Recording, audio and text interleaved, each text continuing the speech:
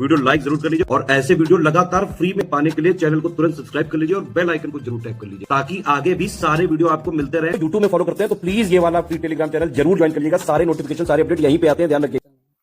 नमस्कार दोस्तों, आप सभी का स्वागत है स्टडी फॉर एग्जाम्स में। दोस्तों, आज से हम लोग यूपी स्पेशल करंट अफेयर की एक सीरीज शुरू कर रहे हैं। इसमें हम लोग जनवरी 2025 से लेकर जो है दिसंबर 2025 तक के पूरे एक साल का जो करंट अफेयर हम लोग इस सीरीज के माध्यम से कवर करेंगे।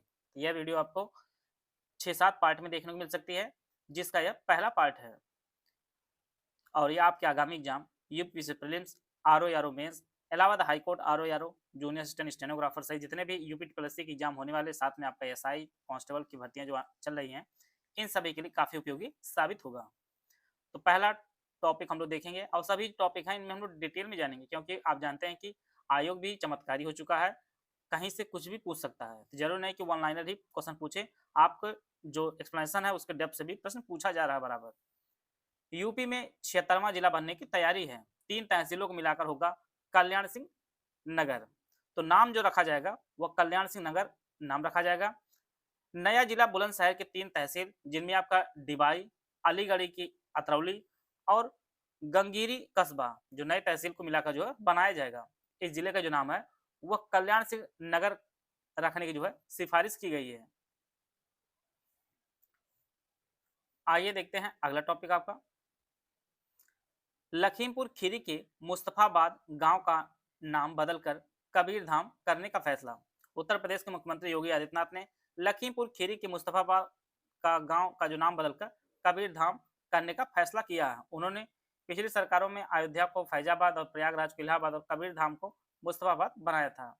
तो यह जो आप इंपॉर्टेंस इतना जानिए कि लखीमपुर खीरी के जो मुस्तफाबाद गांव था उसका नाम अब जो है कबीरधाम कर दिया गया है।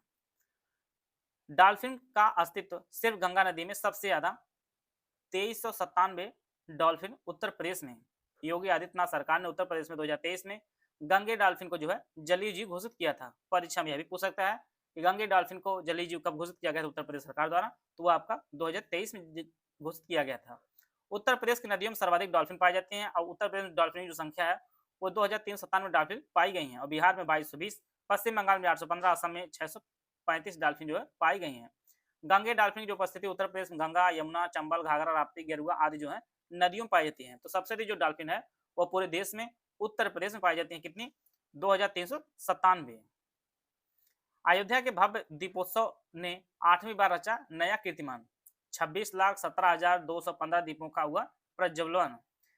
दीपोत्सव ने प्रतिवर्ष जो है नया कीर्तिमान स्थापित किया जा रहा है। योगी सरकार के 9वें और 500 वर्षों बाद मर्यादा पुरुषोत्तम श्री राम के अपने महल में जो है विराजमान होने के दूसरे दीपोत्सव में अयोध्या ने फिर से जो है 2 नए रिकॉर्ड बनाए हैं।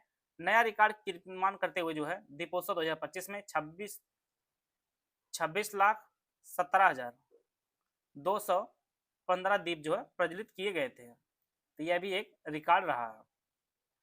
उत्तर प्रदेश में 31 अक्टूबर से सरदार पटेल औद्योगिक क्षेत्र योजना शुरुआत हुई है। उत्तर प्रदेश में औद्योगिक विकास को गति देने के लिए एक नई योजना की शुरुआत 31 अक्टूबर से की गई। आप जानते हैं इसी दिन जो है सरदार वल्लभ भाई पटेल जयंती मनाई जाती है। इस योजना के तहत प्रत्येक जिले में 100 एकड़ भूमि पर सरदार पटेल औद्योगिक और रोजगार क्षेत्र विकसित किया जाएगा। और राज्य सरकार का उद्देश्य है कि इन क्षेत्रों के माध्यम से जो है स्थानीय उद्योगों को जो है प्रोत्साहन मिले और रोजगार के जो है अवसर बढ़े। योजना के पहले चरण में 15 जिलों को शामिल किया गया। इनमें आपका कानपुर नगर, कानपुर देहात, मिर्जापुर, मऊ, बाराबंकी, जालौन, झांसी, कन्नौज, अलीगढ़, रायबरेली, इटावा, मेरठ, फर्रुखाबाद, बुलंदशहर और भदोही जो है प्रमुख हैं। इन जिलों में लैंड बैंक तैयार है और आधारभूत ढांचा जो है विकसित किया जा रहा है। तो यह जो आपका 31 अक्टूबर से शुरू किया जा रहा है। शुरुआत में जो है 15 जिलों को शामिल किया गया है। शिवानी ने जीता रजत पदक। उत्तर प्रदेश की दादरी गौतम बुद्ध नगर की बढ़ई की बेटी है शिवानी चौधरी, जिन्होंने बीएसएफ के 60 साल के इतिहास में रिकॉर्ड बना दिया। भर्ती के सिर्फ 5 महीने में ही उन्होंने जो है आउट ऑफ टर्न प्रमोशन देकर हेड कांस्टेबल बनाया गया है। इसका कारण यह है कि ब्राजील में हुई विश्व उसू चैंपियनशिप 2025 में रजत पदक ये जीती हैं और यह रजत पदक जीतने वाली पहली बीएसएफ की महिला जिन्हें जो है इतनी जल्दी जो है पदोन्नत भी मिली है। तो शिवानी किस जिले की हैं? तो यह जो है दादरी जगह है, गौतम बुद्ध जिले की, जिन्होंने जो है रजत पदक जीता है विश्व उसू चैंपियनशिप 2025 में। अयोध्या में रामायण थीम वाला मोम संग्रहालय दुनिया में पहली बार बनाया गया है। यह दुनिया का पहला ऐसा म्यूजियम है जिसे अयोध्या नगर निगम के सहयोग से बनाया गया है। यह म्यूजियम त्रेता युग का माहौल फिर से जो है जीवंत करेगा और आस्था का केंद्र बनेगा, साथ ही दुनिया भर के पर्यटकों को आकर्षित करेगा। यह शानदार म्यूजियम जो है 9,850 वर्ग फुट में फैला हुआ है और इसे बनाने में 6 करोड़ रुपए जो है खर्च आया है और यह पूरी तरह से जो है फुली एयर कंडीशनल है और इसमें रामायण के 50 से ज्यादा जो है सजीव वैक्स स्टेच्यू हैं जो महाकाव्य की महत्वपूर्ण घटनाओं को दर्शाते हैं। तो यह जो है रामायण थीम वाला मोम संग्रहालय जो स्थापित किया गया आपके अयोध्या में स्थापित किया गया है। यूपी का पहला स्मार्ट क्लास स्कूल तैयार। काकोरी भरोसा स्थित अपर प्राइमरी कंपोजिट स्कूल में कक्षा 1 से 8 तक के करीब 339 बच्चे इसमें नामांकित हैं। यहाँ पर 5 कमरे के भवन में library, computer lab, AI lab, गणित विज्ञान लैब, स्मार्ट क्लासेज जो संचालित की जा रही हैं। बच्चों के लिए ओपन जिम, जिला स्तरीय स्पोर्ट कॉम्प्लेक्स, झूले की सुविधा उपलब्ध है और यहाँ बताने का सिर्फ यह पर्पज है कि यूपी का जो पहला स्मार्ट क्लास स्कूल तैयार किया गया है, यह कहाँ पर किया गया है? यह उत्तर प्रदेश राजधानी लखनऊ में किया गया है। परीक्षा में सीधे पूछेगा कि यूपी का पहला स्मार्ट क्लास स्कूल किस जिले में तैयार किया गया है, तो उत्तर प्रदेश राजधानी लखनऊ में तैयार किया गया है। भदोही का कमाल बनाया दुनिया का सबसे बड़ा कालीन। तो आप जानते हैं कि कालीन के लिए काफी फेमस आपका भदोही है और भदोही जो कालीन है वह कजाकिस्तान का अस्थाना तक पहुंच गई है। कजाकिस्तान के अस्थाना शहर में स्थित ग्रैंड मस्जिद मध्य एशिया की सबसे बड़ी मस्जिद है जिसका भीतरी क्षेत्रफल 1204 वर्ग मीटर। यहाँ बिछाई जाने भदोही की कालीन के जो है डिजाइन हैंडसेट जो है विश्व की सबसे बड़ी कालीनों में से एक है। तो इस कालीन का निर्माण जो है 1.5 मिलियन यूएस डॉलर की लागत आई है। तो भदोही के जो कालीन है अब विश्व स्तर पर चर्चित हैं और यह दुनिया की सबसे बड़ी कालीन में अपना नाम दर्ज करा दिया है। नवनिर्मित बृहस्पति कुंड का उद्घाटन। रामनगरी अयोध्या के टेढ़ी बाजार के चौराहे पर निर्मित जो है बृहस्पति कुंड का उद्घाटन 8 अक्टूबर को देश के वित्त मंत्री निर्मला सीतारमण और मुख्यमंत्री योगी आदित्यनाथ संयुक्त रूप से जो है इसका उद्घाटन किया है। इसमें जो है 4.49 करोड़ रुपए इसकी लागत आई है और इसका जो उद्घाटन किया गया है वह अयोध्या में इसका उद्घाटन किया गया है। नवनिर्मित बृहस्पति कुंड का उद्घाटन जो है अयोध्या में किया गया है। ग्रेटर नोएडा में पीएम मोदी ने की यूपी इंटरनेशनल ट्रेड शो 2025 की शुरुआत। प्रधानमंत्री नरेंद्र मोदी ने ग्रेटर नोएडा के इंडिया एक्सपो मार्ट में Uttar Pradesh international trade show के तीसरे संस्करण का शुभारंभ किया है। 25 से 29 सितंबर तक आयोजित होने वाले Uttar Pradesh international trade show 2025 में प्रदेश की औद्योगिक, कृषि, सांस्कृतिक और नवाचार क्षमताओं का भव्य प्रदर्शन होगा और इस मेगा आयोजन का उद्देश्य जो केवल निवेश और व्यापार को बढ़ावा देना नहीं बल्कि उत्तर प्रदेश के वैश्विक मंच पर स्थापित करना इसका उद्देश्य है। सबसे इंपॉर्टेंट चीज है इस बार रूस जो है आयोजक के साथ बतौर भागीदार देश भी शामिल होगा। यूपी ट्रिपल में आप लोग देख पा रहे होंगे अक्सर इस यहाँ से भी प्रश्न पूछे जा रहे हैं, इसमें भागीदार देश कौन सा है वह भी प्रश्न पूछा जाता है। इसमें जो भागीदार देश आपका रूस है, यह फैक्ट आपको जरूर नोट कर लीजिएगा। उत्तर प्रदेश में कोल्ड ड्रिंक कप सिरप पर पूर्ण प्रतिबंध लगा गया। आप न्यूज़पेपर के माध्यम से देख पा रहे होंगे कि काफी मध्य प्रदेश और राजस्थान जो है इनके यहाँ पर जो है कप सिरप से मौतें हो गई हैं, कई बच्चों की मृत्यु हो गई, इसलिए जो है उत्तर प्रदेश सरकार ने भी जो है कोल्ड ड्रिंक कप सिरप के पर जो है पूर्ण रूप से प्रतिबंध लगा दिया है। इसके लिए जो सरकारी जो है यहाँ पर नोटिस भी जारी किया गया है। उत्तर प्रदेश के परिप्रेक्ष्य में एनसीआरबी रिपोर्ट 2023 राष्ट्रीय अपराध रिकॉर्ड ब्यूरो एनसीआरबी की 2023 की रिपोर्ट के अनुसार जो है उत्तर प्रदेश हत्या के मामले में देश में जो सबसे आगे रहा है। सबसे अधिक जो हत्या होती है वह अपने उत्तर प्रदेश में होती है। यूपी 2023 में 3,206 हत्या के मामले में दर्ज किए गए हैं। आप जानिए कि सरकारी आंकड़ा है, बाकी अन्य आंकड़े के माध्यम देखा जाए तो काफी ज्यादा हत्याएं होती हैं उत्तर प्रदेश में। राम राज्य में राज्य में हत्या और अपहरण के मामलों की संख्या अन्य राज्यों की तुलना में सबसे अधिक है और जिस कारण जो है उत्तर प्रदेश टॉप पर है, साथ में बिहार भी पीछे नहीं है। बिहार में भी यही स्थिति है। आप लोग देखे होंगे चुनाव में ही कई हत्याएं हो गई थी, तो उत्तर प्रदेश में जो है सबसे अधिक हत्या होती है। आईआईटी कानपुर 500 स्टार्टअप को पोषित करने वाला देश का पहला संस्थान बन गया है। देश में नवाचार और उद्यमिता के परिवेश निर्माण में आईआईटी कानपुर ने बड़ी छलांग लगाई है। पिछले साल 200 से अधिक नए स्टार्टअप जोड़ने के साथ अब यहाँ संचालित स्टार्टअप की संख्या 500 से ज्यादा हो गई है और यह उपलब्धि हासिल करने वाला देश का जो है इकलौता शिक्षण संस्थान बन गया है। 2 साल पहले आईआईटी कानपुर को जो है नवाचार श्रेणी में नंबर 1 रैंक मिल चुकी है और यह उपलब्धि जो है स्टार्टअप इंक्यूबेशन व इनोवेशन सेंटर की मेहनत का नतीजा है। तो यह जो है आईआईटी कानपुर 500 स्टार्टअप को पोषित करने वाला देश का जो है पहला संस्थान बन गया है। यूपी पीसीएस में 2025 पेड ग्रुप हमारा शुरू किया जा रहा है। दोनों भाषाओं में यह पेड ग्रुप हमारा है। पहला जो पेड ग्रुप है UPSC 2025 mains complete GS study material group है, जिसमें जीएस 1 से लेकर 6 तक जो है सब कुछ मटेरियल दिया जाएगा। इसकी फीस 7800 रुपये है। इस ग्रुप में जो जीएस 1 के कुल 15 पॉइंट, जीएस 2 के 22 पॉइंट, जीएस 3 के 18 पॉइंट, जीएस 4 का 8 पॉइंट, जीएस 5 के कुल 21 पॉइंट, जीएस 6 के कुल 23 पॉइंट का जो है लेटेस्ट अपडेटेड कंप्लीट जो है पॉइंट वाइज मटेरियल हिंदी और अंग्रेजी दोनों भाषाओं में उपलब्ध कराया जाएगा। इसमें प्रैक्टिस करने के लिए आपको जीएस 1 से लेकर 6 के लगभग 500 most expected question with model answer जो है लेटेस्ट पैटर्न के अनुसार आपको दिया जाएगा। No answer writing feedback, answer writing का फीडबैक नहीं दिया जाएगा। जीएस 1 से लेकर 6 से संबंधित जितने भी current affair, UP budget, economic survey, current affair, government scheme, GS all completely updated जो है सब आपको प्रोवाइड किया है। दूसरा जो ग्रुप है UPSC 2025 mains general Hindi study material group, इसकी फीस 1500 रुपये। इसमें जो है यूपीपीएससी के ऑफिशियल सिलेबस के अनुसार complete general Hindi study material दिया जाएगा, 10 फुल एंड टेस्ट दिया जाएगा, विद मॉडल आंसर दिया जाएगा। इसकी कंप्लीट आंसर राइटिंग जो है फुल चेकिंग और फीडबैक आपको दिया जाएगा। UPSC mains answer writing group के सभी ग्रुप की आंसर राइटिंग का जो complete point to point feedback, voice message, personal guidance मिलेगा, कंप्लीट आंसर राइटिंग फीडबैक मिलेगा, ए टू जेड सब कुछ आपको पूरा फोकस आंसर राइटिंग इंप्रूवमेंट पर जो है कार्य किया जाएगा इसमें। तीसरा जो ग्रुप है 90 days answer writing feedback without model answer, GS 1 से लेकर 6 तक, इसकी फीस 5300 रुपये। इसमें ग्रुप में जो है daily 3 most expected question without model answer, एक दिन जीएस 1 2 3 रहेगा और अगले दिन आपका जो है 5 जीएस 5 6 4 5 6 रहेगा, दिया जाएगा। चौथा जो group 9 days answer writing with model answer, GS 1 से लेकर जीएस 6 तक, इसकी फीस 6500 रुपये। इस ग्रुप में जो है daily 3 most expected question with model answer दिया जाएगा। इसमें जो है एक दिन जीएस 1 से 3 दिया जाएगा, अगले दिन आपका जीएस 4 5 6 दिए जाएंगे और उसमें उस क्वेश्चन का जो मॉडल आंसर भी प्रोवाइड किया जाएगा।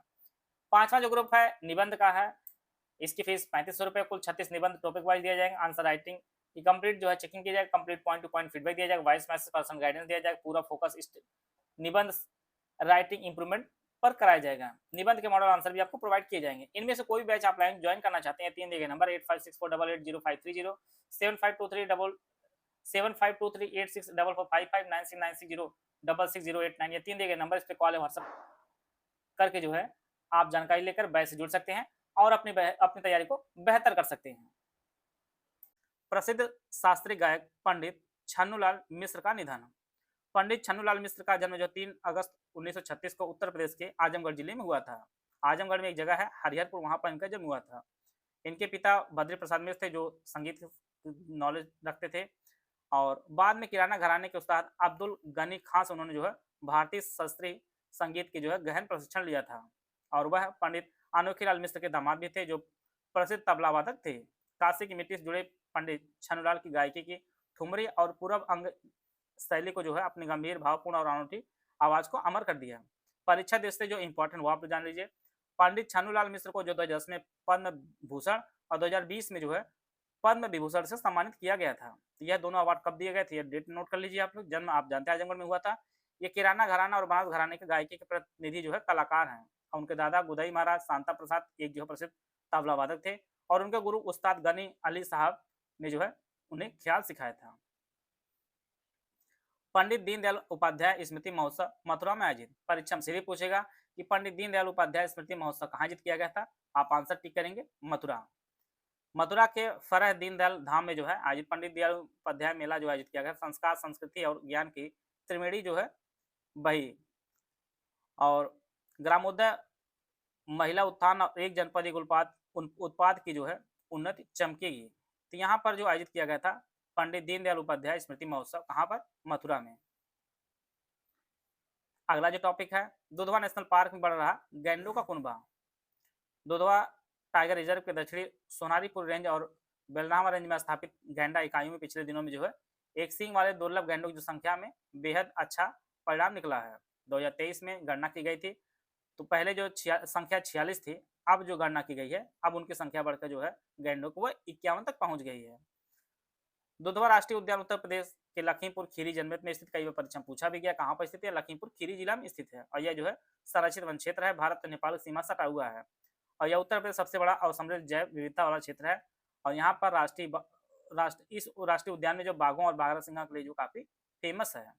दुधवा नेशनल पार्क जो है यह तराई क्षेत्र में फैला हुआ है, भारत नेपाल सीमा सटा हुआ है और यह दुधवा टाइगर रिजर्व का मुख्य हिस्सा है। इसमें किशनपुर और कटर कतर्निया कतर्निया घाट वन्यजीव अभयारण्य भी शामिल है और इसका कुल क्षेत्रफल जो है 490 वर्ग किलोमीटर है। बफर जोन 190 किलोमीटर अलग से है और ऊपरी गंगा के मैदानी इलाकों में आता है।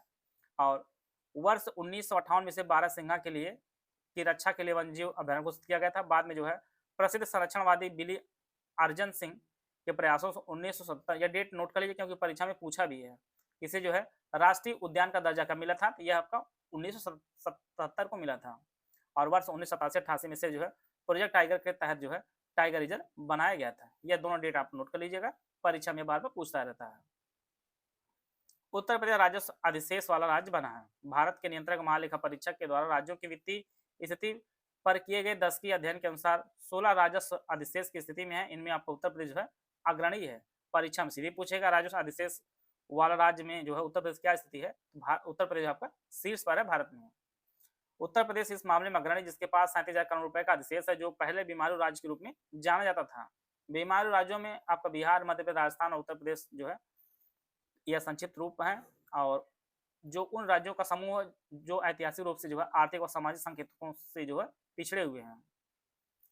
उत्तर प्रदेश में देश के जो है 55% मोबाइल फोन का निर्माण हो रहा है। दुनिया की सबसे बड़ी इलेक्ट्रॉनिक मैन्युफैक्चरिंग कंपनी सैमसंग ने उत्तर प्रदेश को जो है अपने निर्माण के ब्रांड एम्बेसडर रूप में चुना है। नोएडा में अपना इन्होंने सबसे बड़ा प्लांट लगाया और भारत में बनने वाले मोबाइल फोन में लगभग 55% जो है अकेले उत्तर प्रदेश की। यह डेटा भी पूछा सकता है। जिस प्रकार से यूपी ट्रिपल चमत्कारी हो चुका है, इस प्रकार से डेटा काफी इंपॉर्टेंट हो चुका है, जहां पर ऐसे प्रश्न पूछे जा सकते हैं। अगला इंपॉर्टेंट टॉपिक जो यूपी ट्रिपल बार बार पूछा जा गया है, मिशन सशक्तिकरण। मिशन शक्ति, मुख्यमंत्री योगी आदित्यनाथ ने शारदीय नवरात्र में मिशन शक्ति के 5वें चरण की शुरुआत करने की घोषणा की है और यह अभियान आपका 22 सितंबर से होकर 30 दिनों तक चलेगा। सीधे सीधे वो फैक्ट पूछेगा, मिशन शक्ति के बारे में कौन सा स्टेटमेंट सही है या गलत है। तो यह पहला काम 5वां चरण है। कितने दिन का चरण है? यह 30 दिन के लिए चलेगा और अब तक टोटल 4 चरण हो चुके हैं। पहले शुरुआत कब हुई थी मिशन शक्ति की? वह 2020 में हुई थी।